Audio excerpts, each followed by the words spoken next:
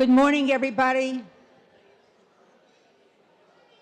I want to give a special shout out to the beautiful voices that have been regaling you this morning.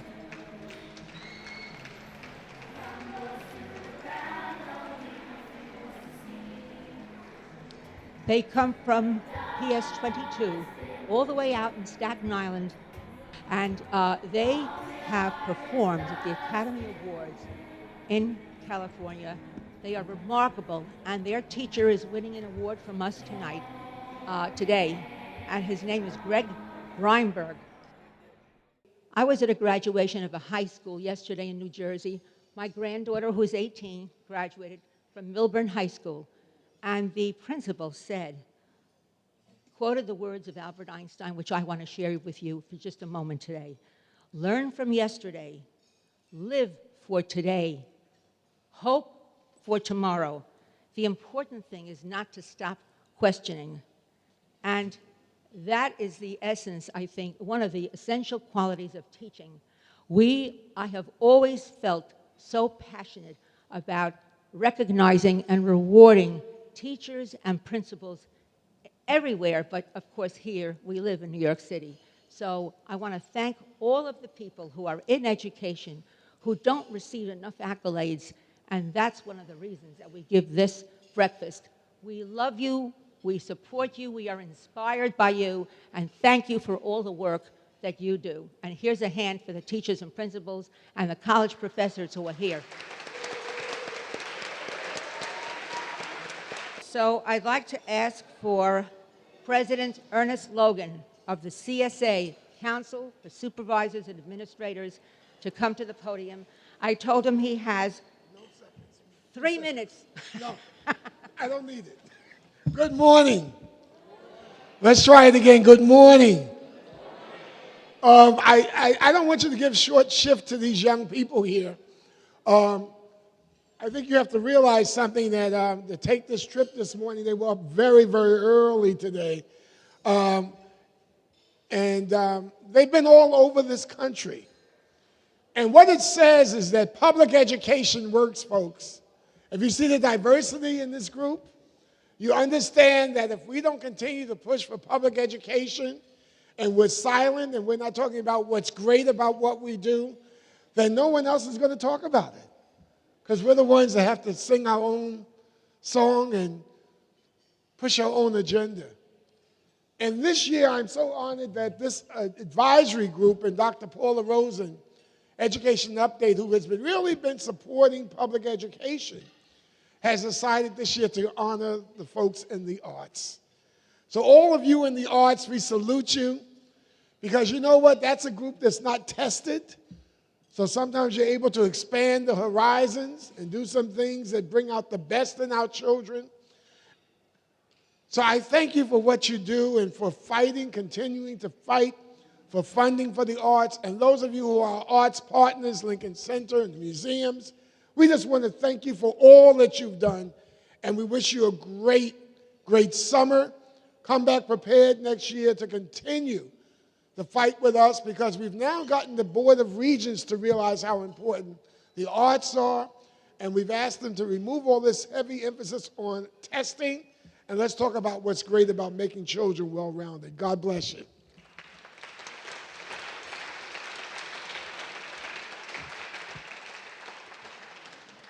Thank you, Ernest, one of the few people I know who can be brief and poetic.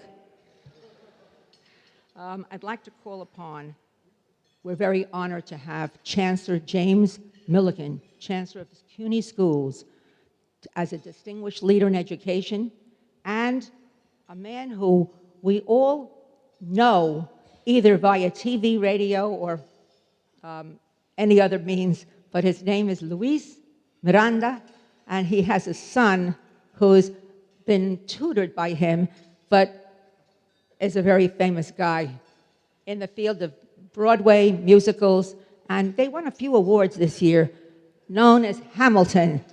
So, Luis Miranda, please. Thank you, Pola.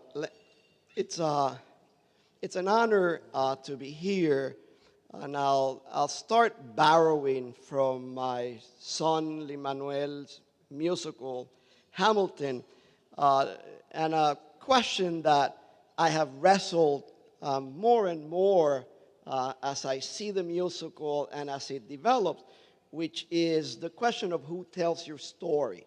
So it's an honor to spend the next couple of minutes telling the story of the Chancellor of CUNY, James Milliken. He's not new to New York, went to NYU, worked at a law firm, left the city, as many do, to sort of test the waters elsewhere, and then come back to the capital of the world and the center of the universe, New York City. Went to North Carolina, went to Nebraska, did very well, and we brought him back to New York. And CUNY, under his leadership, it's beginning to get a transformation. But I met James in the most challenging circumstances.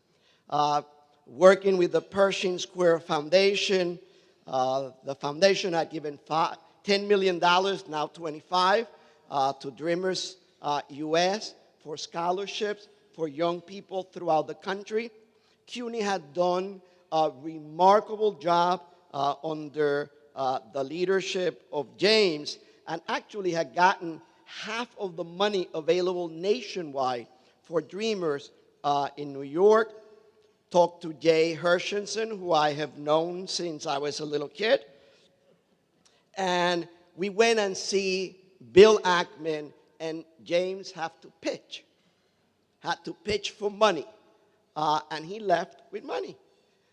So after that challenge, I figured I'm going to invite him and his lovely wife to see Hamilton. So we went to the theater, and you should know that when I go to the theater with friends, I spend a chunk of time looking at their reaction, because I have seen the play plenty of times. So I saw their reaction and realized that James loved the arts. No wonder why it's sort of his new initiative that he's working on. It's going to allow CUNY students, 500,000 of them, half pursuing degrees, other in continuing education, to sort of go to museums, from El Museo del Barrio to the Jewish Museum for free, and then to begin to develop pipelines of jobs, careers, and opportunities in the arts for our CUNY students. Just to borrow again from my sons, just you wait. He has just begun. Just you wait. Damas y caballeros, ladies and gentlemen, James Milliken. Thank you very much, Luis, for your kind words. Thanks to Education Update and its publisher, Pola Rosen, for this recognition of CUNY's special role in arts education in New York, and especially for the ambitious work that's underway. Always a pleasure to be on a program with Ernie Logan. It was just the right length. I'm going to be a little longer because I'm going to take advantage of this opportunity before all of you to tell you a little bit about what CUNY's doing. But first, again, thank you, Luis. Luis has been a great friend to CUNY for a long time, and to me, and his commitment, his counsel and support have meant a great deal. His work on the Dreamers program has made all the difference in the world. And if anybody knows anything about what I want to say a word or two about today, the broadening of the appeal of the arts to new audiences and providing opportunities for a more diverse group of artists and performers, it's the Miranda family. So thank you, Luis.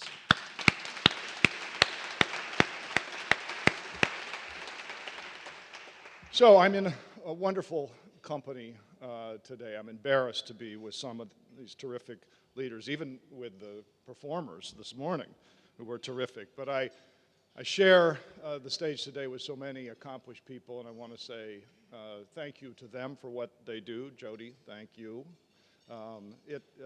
What you do makes such a tremendous difference in New York.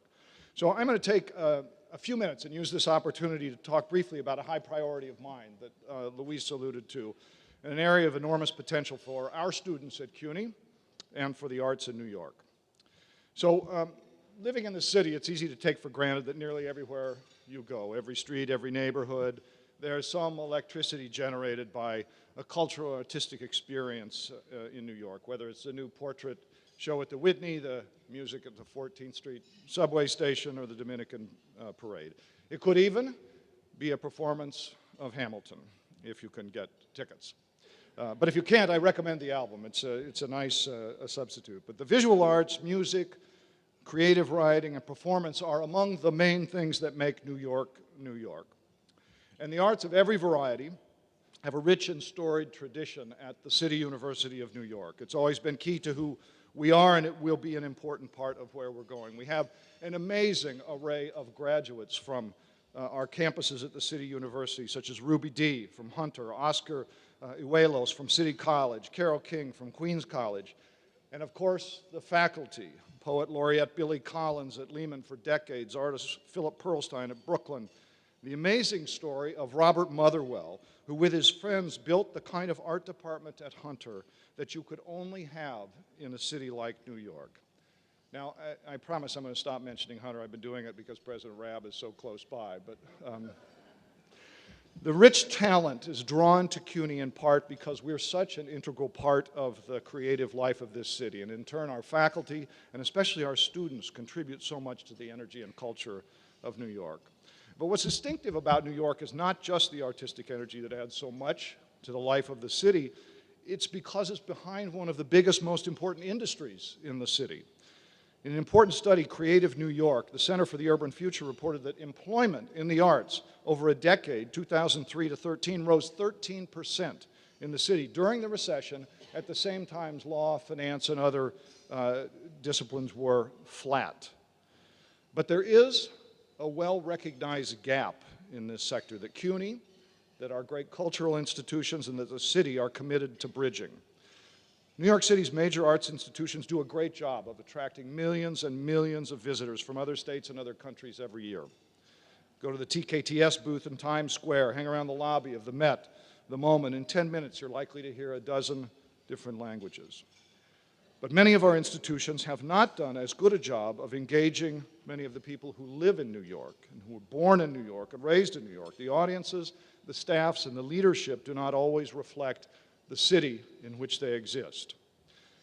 New York's Cultural Affairs Department released a troubling survey earlier this year. Overall, the workforce in our largest cultural institutions is overwhelmingly white, and the leadership even more so.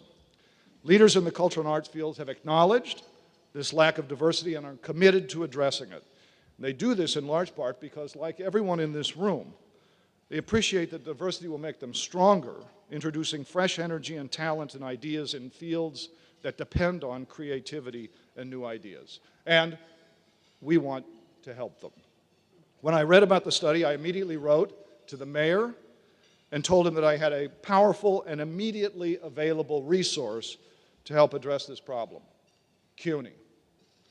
In the letter, I described the key elements of what would become the CUNY Cultural Initiative.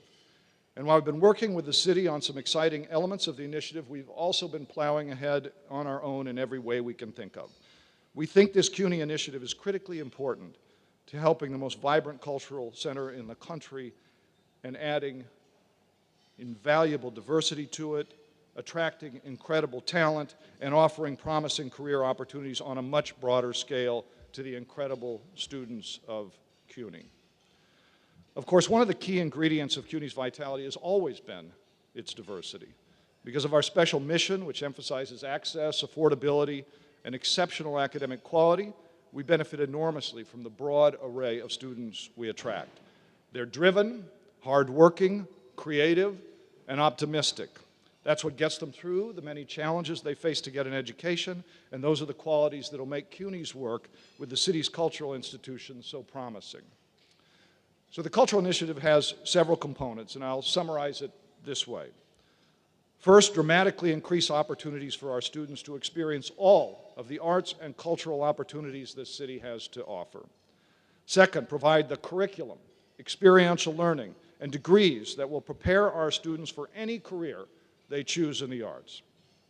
And three, open many new doors for internships and jobs and experiences. The response from Many of the major museums and institutions in the city, beginning with the Whitney, the Cooper Hewitt, the Museo del Barrio, the Intrepid, the Brooklyn Museum, has been immediate and heartening. At our request, they now provide free access to all CUNY students, and they make them feel welcome. A surprisingly large number of our students who've grown up in New York have never visited these institutions.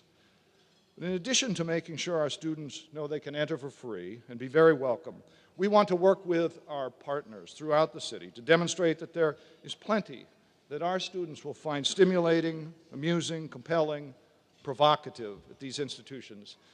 They are New Yorkers, and these institutions are as much theirs as anyone else, and we are going to do all we can to ensure that they can enjoy them fully. So expanding and diversifying the audiences are a worthy goal, but even more important is our effort to expand the pipelines for these institutions, for internships, permanent jobs, and leadership. We're now in discussions with roughly 35 institutions to help develop and fund these opportunities.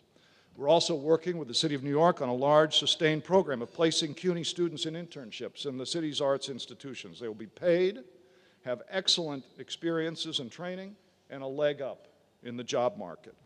And the institutions will gain access to the workforce of the future. CUNY's added new academic programs to its already rich offerings that provide a flow of talent. CUNY's well known for its undergraduate and graduate arts program. Brooklyn College's MFA in Performance and Media, Hunter's leading MFA in Playwriting, Queens College, Aaron Copland School of Music are some examples. But I want to mention a few that are new.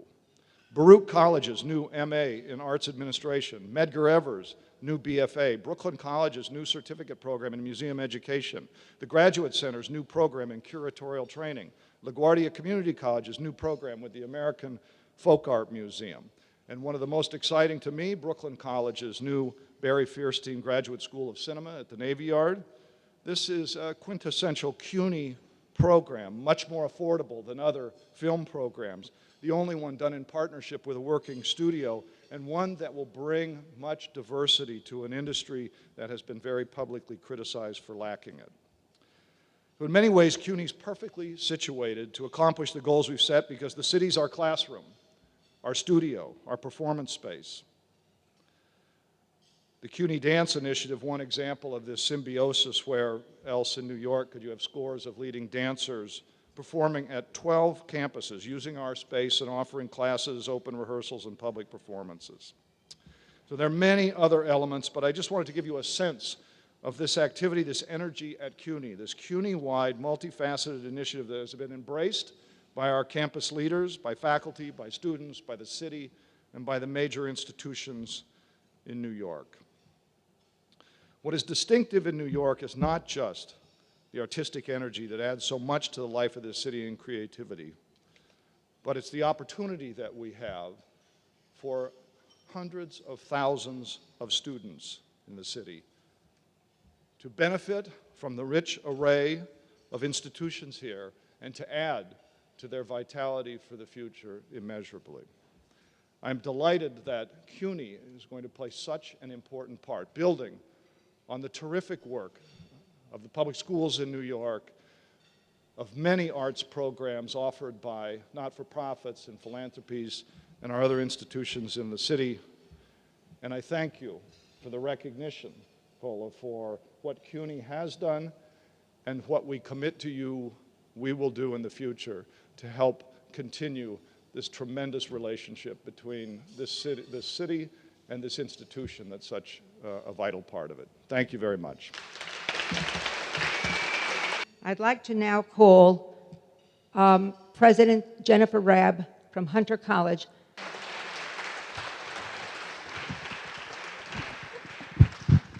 So before I get to the award at hand, I just want to say, Luis, yesterday I was in the room where it happened.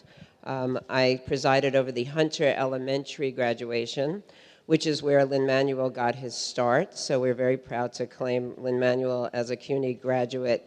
And all the kids wanted to talk about was Hamilton as 12-year-olds.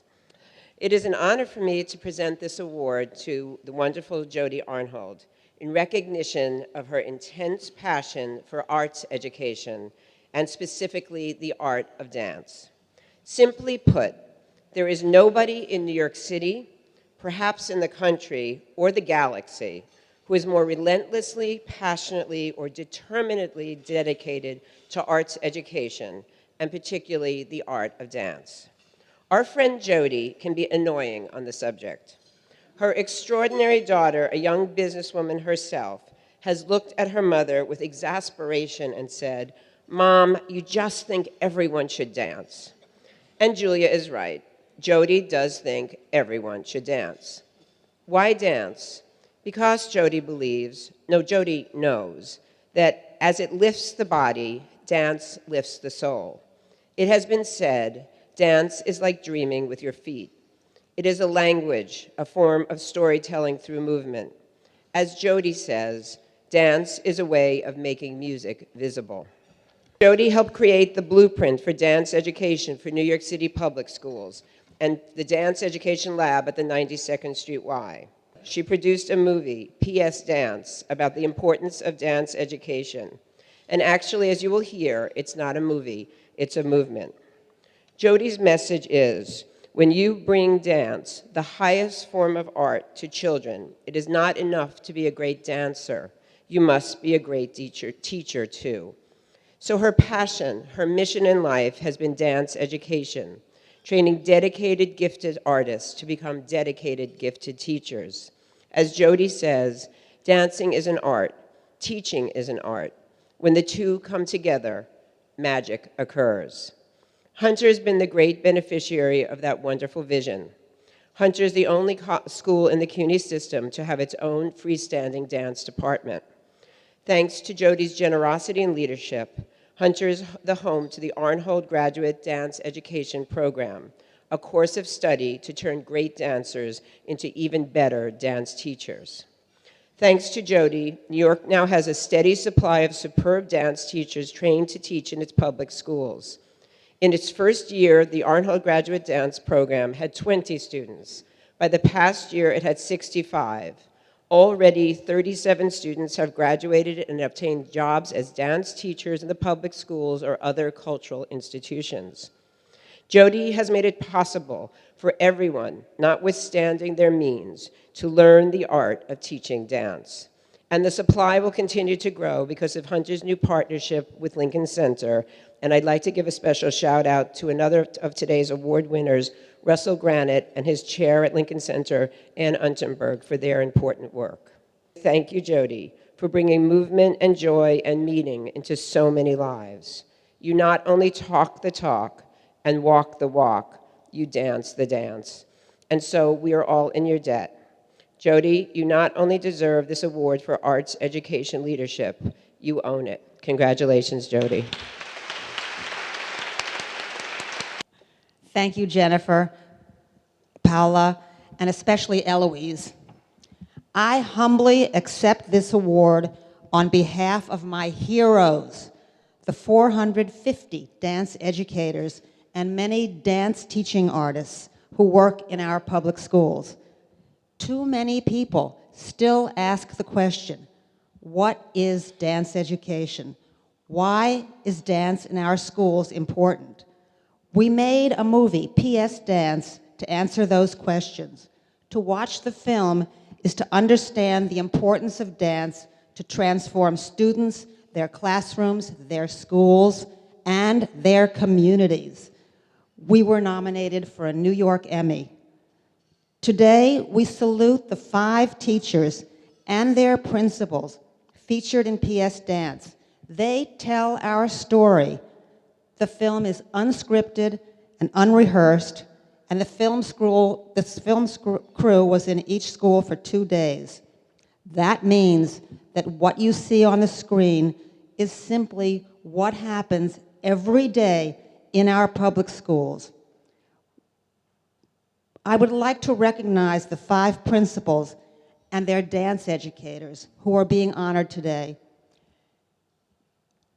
Would you please stand? Principal Veronica Najjar, dance educator Kathryn Gallant, Principal Judith Rant, PS 315, dance educator Anna Neri Fragosa. Principal Frank Giordano, New Voices Middle School. Dance educator Michael Kerr. Principal Dana Finn, Frank Sinatra School of the Arts. Dance educator Annie Udovici. Principal Dahlia McGregor, Science Skills High School. Dance educator Patricia Dye.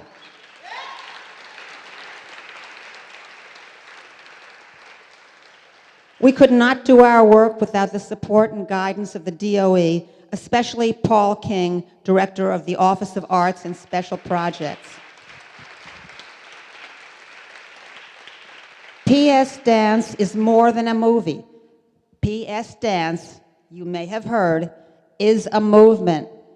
Dance for every child in every school.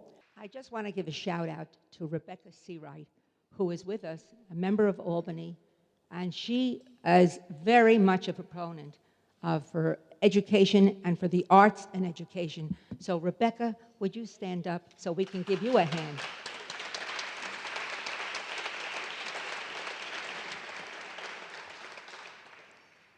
I'd like now to present a leader who has dinosaurs dancing in the hallways.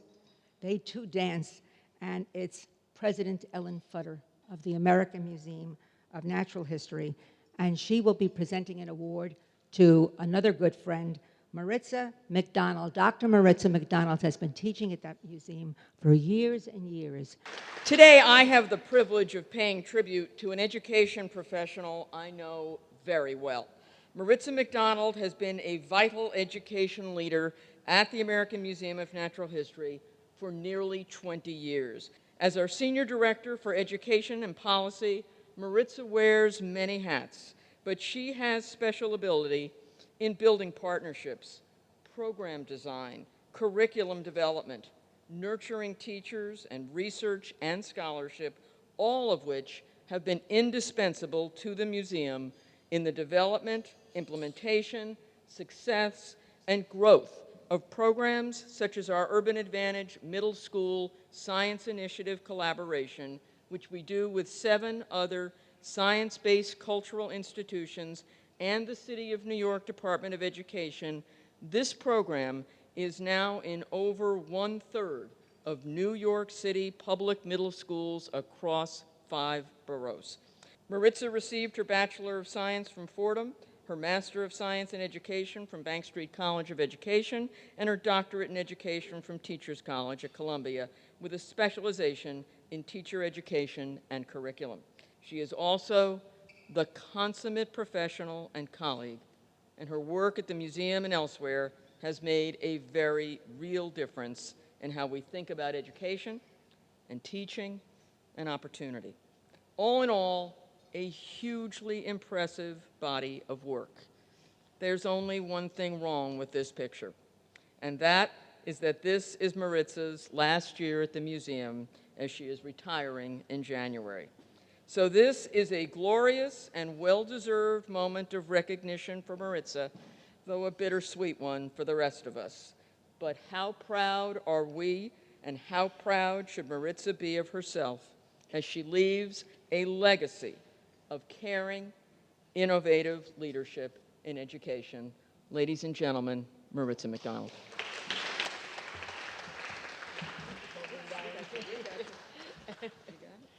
That was not on purpose. Thank you so much, so much. I just want to thank Ellen, my colleagues, Marriott, and Chancellor, who are here today. We really do everything together.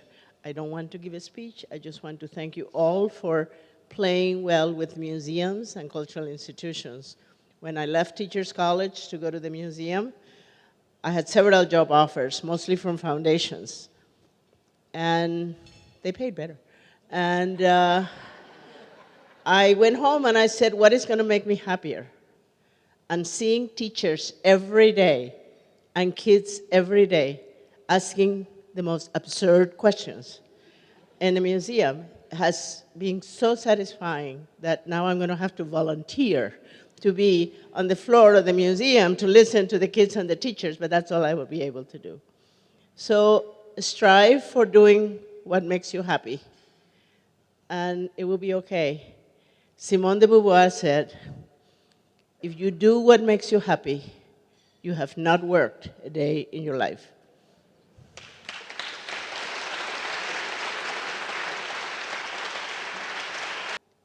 With this part of the program, we'll now recognize Joyce Cowin, a member of the Board of Trustees of Teachers College, and a philanthropist who saved the Folk Art Museum from going downhill. She has done the most amazing things in her life. She designed the Cowin Financial Literacy Project, and also she designed and founded the Heritage School in Manhattan. I want to tell you about a very special person. When Diane Sugrum assumed the role of principal at the Heritage School in November 2011, it was to return to the same community where he began his teaching career. His tenure at Heritage has been, he has made a phenomenal stream of successes, especially that our graduating class has gone from 50% when he started to over 80% this year. And that's a wow.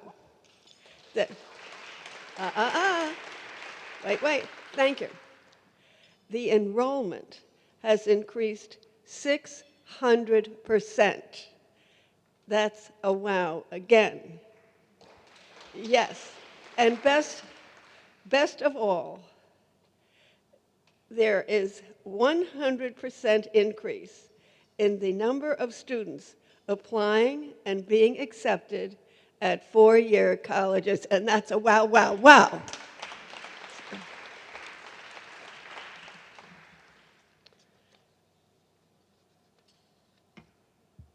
Principal Sugrum has the spirit, the knowledge, the imagination, and the heart of a fabulous leader. I feel we are blessed to have such a superb, dedicated, extraordinary principal. It gives me the most pleasure, utmost pleasure, to give this award to you. Come, say something. Thank you. Thank you very much. I wasn't expecting to say anything, but when Joyce asks, you just respond. Well, thank you very much. I never expected that I would receive an honor of this caliber, but nonetheless, it's hard work, but even more, it's fulfilling work. Being in East Harlem, starting to teach my teaching career in East Harlem, it's really wonderful. But even a little more surprising when you're teaching some of the students who you taught 17 years ago, and their parents are coming back and saying hello. So thank you very much. I appreciate it. Now this is something that I started, financial literacy program. In 2008, if you remember, people on the West Coast were buying their homes, 2% interest, and these companies, Washington Mutual, were selling them. You've worked your whole life. This house is for you. You've earned it. They said, yes, I have worked my whole life. I do want a better school for my children. And yes, I'm going to take it. I'll buy it. And you know what happened? They raised the interest rate. Within about 4 to 6 months, they raised the interest rate. They lost the house. They lost their money, and they lost their credit. And I said, not on my watch. This is not happening on my watch. And so I worked from 2008 to 2 years ago, and we now have a financial literacy program that is teaching teachers to teach financial literacy in high school. so that nobody gets snookered again, ever.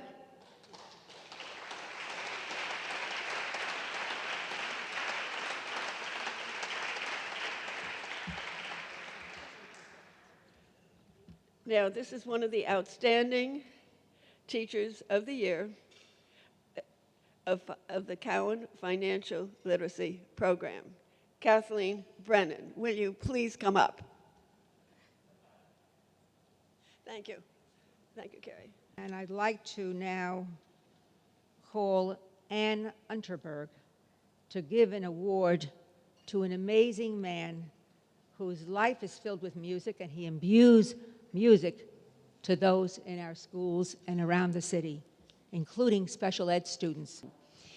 It is my distinct pleasure to be representing Lincoln Center for the Performing Arts today as we recognize a cause, an organization, and a leader that are very near and dear to my heart, Russell Granet.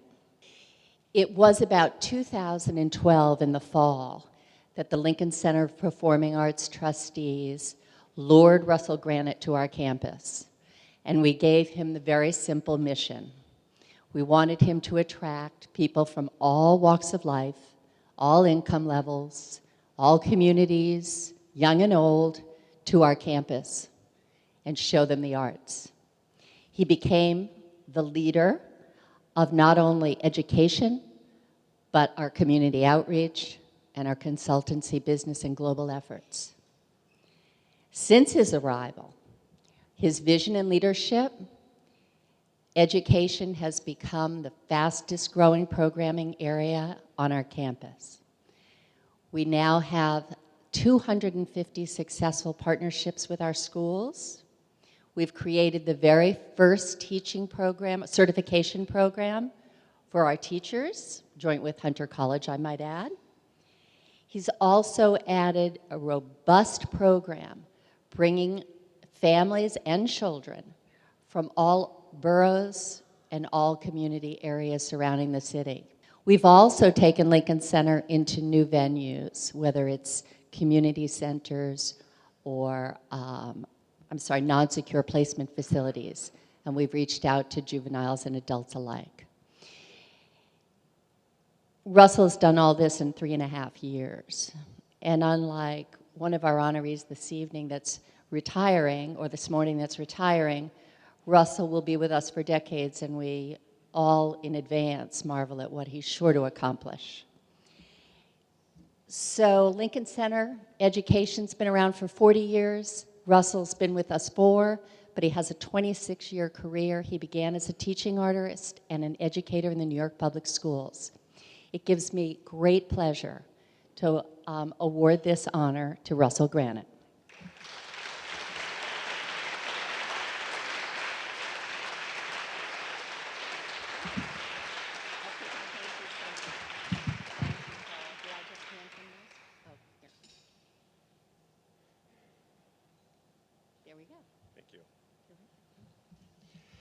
Decades? I don't know. We'll talk about that. What Ann didn't say is that I was born in the Bronx, raised in New York, and have been to every last subway stop in every subway car in New York City. Thank you. I think if nothing else, that gives me good street cred, right? I am honored to accept this award on behalf of our board, our staff, and our faculty, and the tens of thousands of students and teachers impacted by our work. Lincoln Center Education's mission is disarmingly simple, yet surprisingly complicated: to ensure that those with little to no access to high-quality arts are exposed to the greatest dance, music, theater, and visual art in the world. Thank you to those who support us on this mission and to our many wonderful partners, many of whom are here today. On behalf of everyone at Lincoln Center, on behalf of Jody Arnhold's movement, please ensure that all children in New York City have the access and the right. The arts are a civil right to the highest form of arts education in our city. Thank you to Dr. Pola Rosen, and thank you to Education Update. I'd like to now ask Dr. Charlotte Frank, Senior Vice President of McGraw-Hill Education, and Dr. Lisa Mars to come up. Dr. Mars is the principal of LaGuardia High School of Music and Art. I never lost my cafeteria voice, so I do not need the microphone. So you can see I was once a classroom teacher before I was all those other things that they described. But this is a very special time to give the award to a principal, but a very special principal. You can read all about her on page 23. Lisa Mars, LaGuardia High School. I remember when that school was created. It's Lisa Mars, principal of LaGuardia High School. Come on up.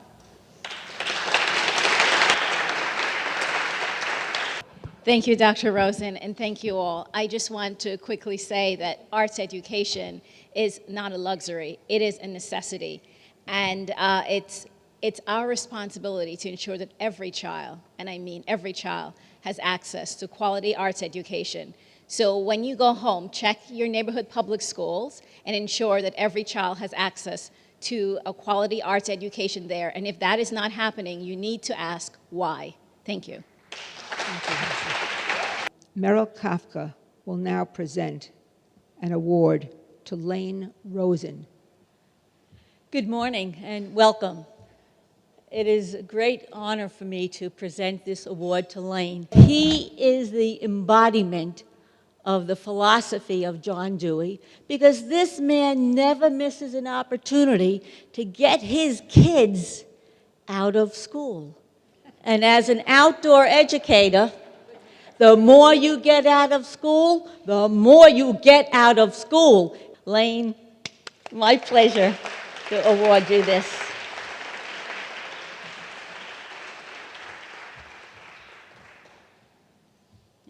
Hold up, we'll get this out of the way. Justin, Dean Justin DiCiccio. My Italian at college paid off. He is the Dean of the Manhattan School of Music, and he is presenting an award to a distinguished leader in education, David Liebman, who is an NEA jazz master, and it's been my privilege to listen to him play in different venues around New York City, but indeed he plays at concerts all over the world. Good morning. Thank you for inviting me to introduce my longtime friend and musical colleague, David Liebman. Dave Liebman, who we affectionately call the Lieb, is the complete artist musician. He is an internationally known innovative jazz artist and NEA, National Endowment of the Arts, jazz master. He is currently founder and artistic director of the International Association of Schools of Jazz, in addition to artist in residence at the Manhattan School of Music. The outcome of the Liebman Project, as I call his musical quest, sets a new standard for jazz leadership, performance, teaching, musical knowledge, and understanding in global society. Ladies and gentlemen, I present to you Dave Liebman.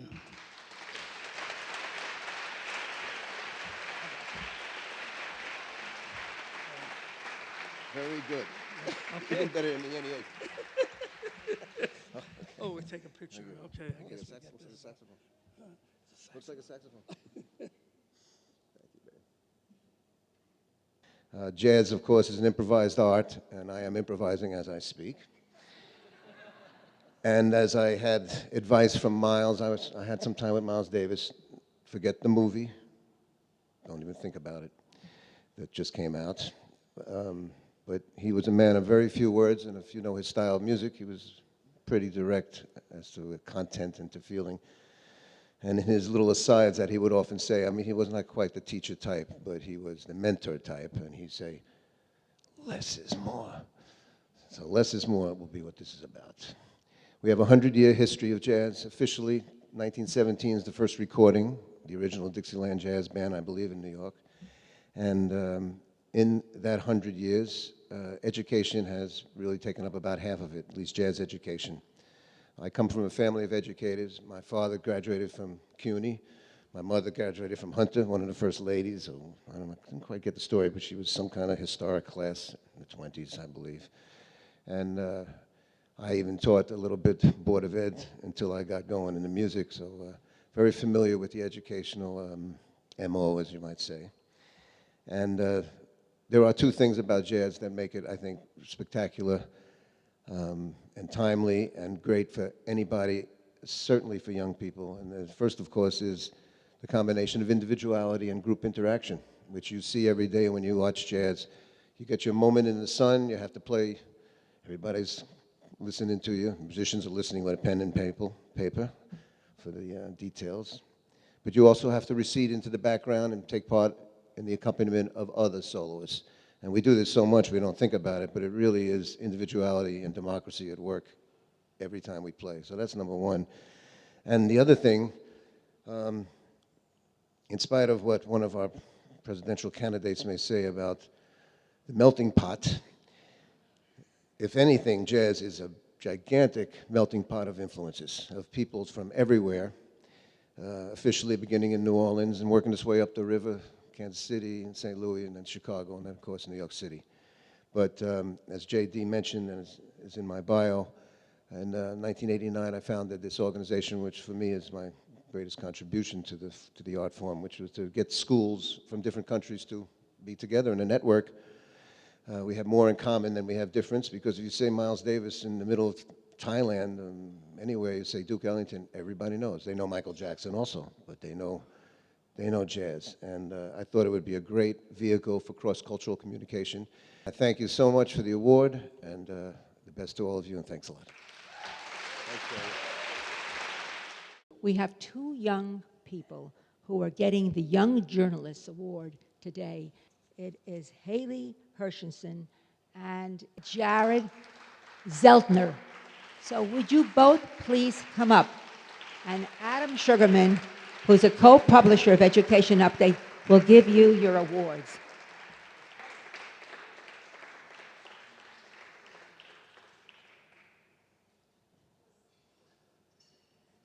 I am most honored to receive this award.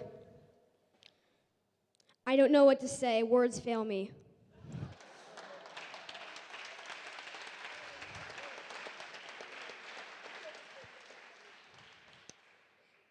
I am so excited but nervous to receive this award.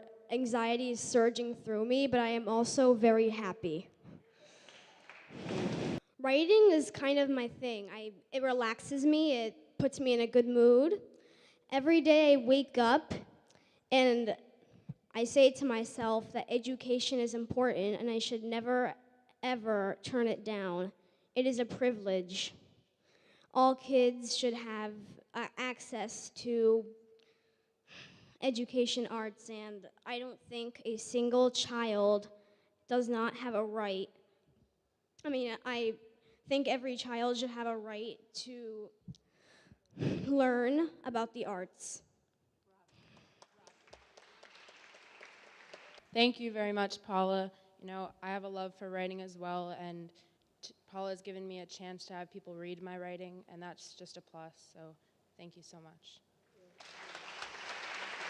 I just want to say one of the reasons we started the Young Journalists Awards was to give young people, just as you heard now, an opportunity to be inspired and to think about writing as a career. And even if you don't pick writing as a career, no matter what job you have to be able to write. So I'm sure you'd all agree about that. Okay, Donna Finn, the principal of the Frank Sinatra School of the Arts, is going to get an award from Cheri Walsh, who was the head of the foundation. Good morning. My name is Cheri Walsh, and I'm the executive director of Exploring the Arts. I send regards from my boss, Tony Bennett, and his wife, Susan. Tony is working as usual in Europe, although they would love to be here to celebrate Donna, for whom they are incredibly grateful for leading Frank Sinatra School of the Arts that they founded in 2001.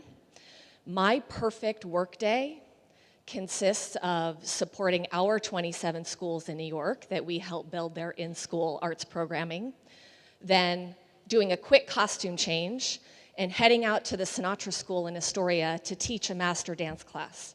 So Donna has given me that gig that brings me an incredible amount of joy. Donna, like every principal in this room, is tenacious, smart, creative, and fun. But what I love most about Donna is that she puts her students first, always. Bureaucratic correctness be damned at times. Art is the air that our kids breathe at the Sinatra School. While wonderful, that can also be complicated and messy. Donna creates an environment of respect where the arts are a tool for conversation and real, honest, impactful dialogue. Donna is the woman you want in your corner. But more importantly, she is the woman you want looking out for your child. Today, there are 800 extremely lucky families that have Donna looking out for their kids. Tony, Susan, and I couldn't have a better partner in stewarding our very, very special Frank Sinatra School of the Arts. Thank you.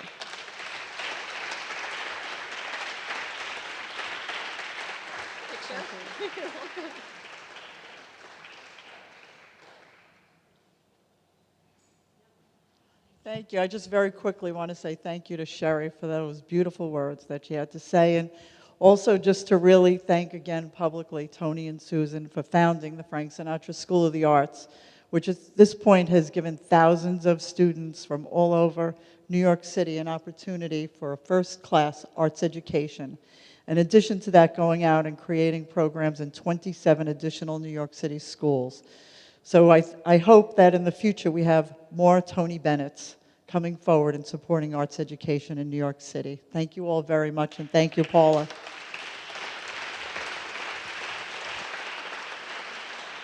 Tony Bennett once said to me, "I love Frank Sinatra. I am going to name the school, not after myself, but after my very wonderful friend." What a friendship that is. Makes me think. Anyway, I hope not only do we have more Tony Bennett's and more David Liebmans, but I think we should have also more Donna Finns as a principal. And Jemina is presenting an award to several of the women in the Young Women's Leadership School, which was founded by Ann Tisch, just around the time that I founded Education Update. We both met each other and we fell in love. So Jemina is giving an award to Caitlin, Stanton, Janelle Flinch, and Kathryn Malloy, all part of the Young Women's Leadership Network. Can they please come up?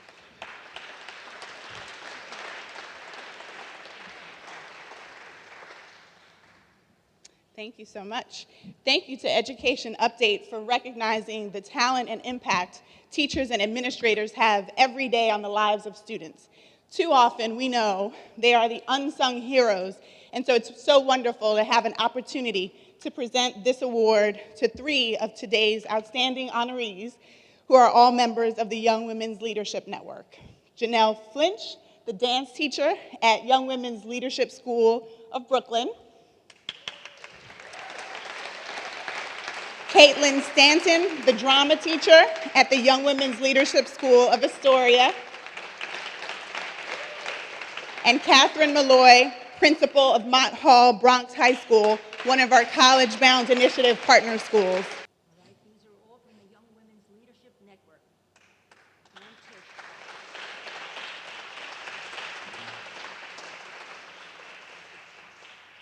Timothy Bellavio, would you please come up?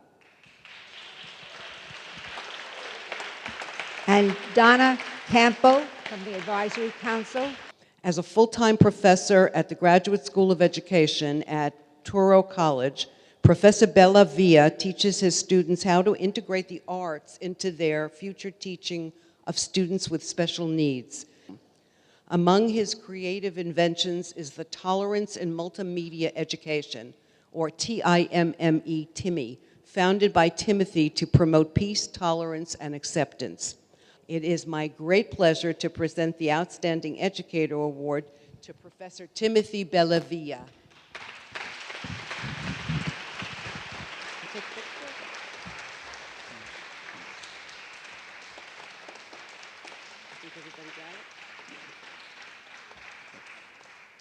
I just want to say a few things. I really, from the bottom of my heart, thank my friends who have come to support me and wanted to sit in my lap, as well as the faculty. Thank you so much. I dedicate this award to my third grade teacher, Miss Luann Hogan, who was incredibly innovative with her ways of incorporating the arts through all content areas. So she's like Common Core, but with the arts, which is really great. And Miss Hogan allowed me to be myself in her open classroom. And I thank you for 37 years of writing to me with a pen and paper. And I dedicate this to you, Miss Hogan. And happy birthday, Uncle Sal. I just want to say, with regard to what Timothy just mentioned, when I spoke to John King, who is currently the Commissioner of Education, and the Secretary of Education in the state of in Washington, D.C., he said, I remember my fourth grade teacher more than anybody else. My parents had both died, and she was the one who saved my life. And so that's really the importance that teachers can have in your life. Never minimize that importance. So thank you, Timothy, for sharing that. If you need the link to the video, you can email Education Update, and we will send you the link. I think this has been a fabulous program, and I want to congratulate everybody who won an award. I want to applaud all of you, because one of the most important things we can do is to inspire. And that's what you do. You inspire people.